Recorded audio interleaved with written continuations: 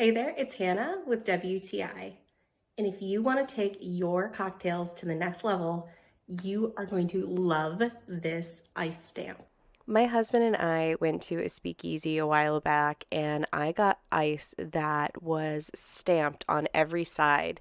And I became completely obsessed with how can I do this at home?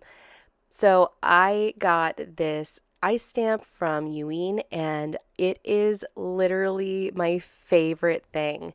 All you have to do is make yourself some square ice. I know I need to get better and figure out how to make clear ice so this can be even cooler. But make yourself some ice and you just lay them on top of this aluminum grate, and it makes these indents on your ice, and it is so cool. Look how fast it works. It is just science and it's absolutely amazing.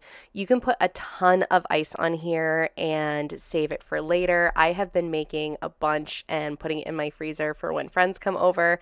It is literally the coolest thing to add to your cocktail. It just takes it up to the next level, and I'm completely obsessed. Most of the stamps will last through any cocktail that you pour them in. It is just literally so cool. I think this is one of the coolest things you could add to your bar, and I highly recommend it. And that's my point of view.